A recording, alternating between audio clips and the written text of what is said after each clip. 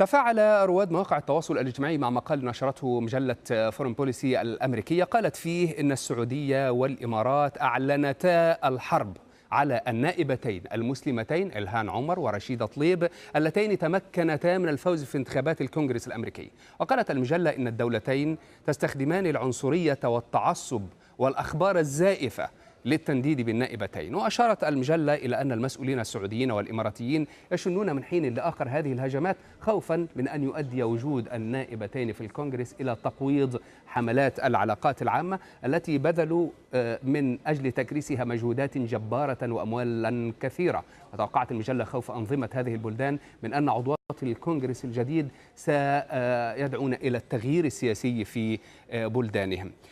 فورن بوليسي لم تكن الوحيدة، فقد نشرت مجلة نيوزويك مقالا في نفس السياق عنونته بالإعلام السعودي يدافع عن ترامب بالهجوم على الساسة الأمريكيين المسلمين التقدميين مستخدما العنصرية ونظريات المؤامرة. وضج موقع تويتر بردود أفعال متباينة بين التعليقات المعادية والداعمة للنائبتين إلهان عمر ورشيدة طليب.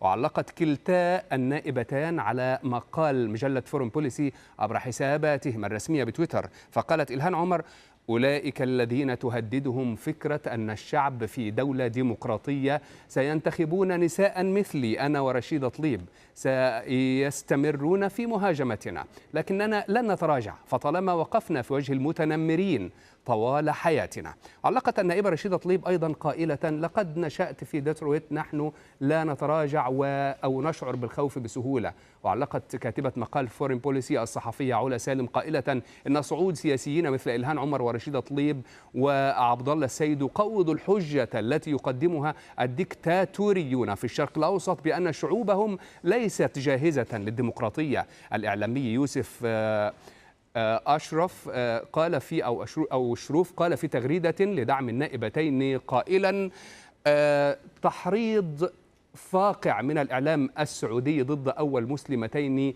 تدخلان الكونغرس. حتى مجلة فورين بوليسي غير المعروفة بتعاطفها مع أي شيء عربي أو إسلامي بدت مندهشة من فجور الحملة.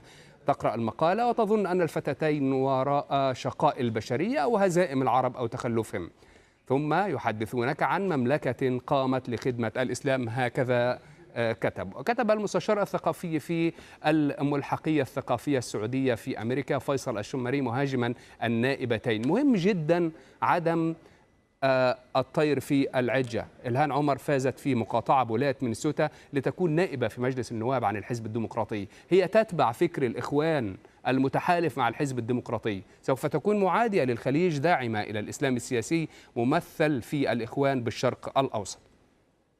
الناشط والمدون ناصر إيمان كتب في تغريداته: تستخدم تسمية الإخوان المسلمين لوصف أي شخص يقف ضد النظام القمعي السعودي. حتى إلهان عمر ورشيدة طليب وعبد الله السيد تم استهدافهم من قبل المسؤولين السعوديين.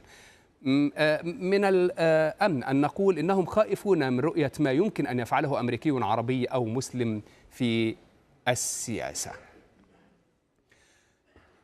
فلننتقل معكم إلى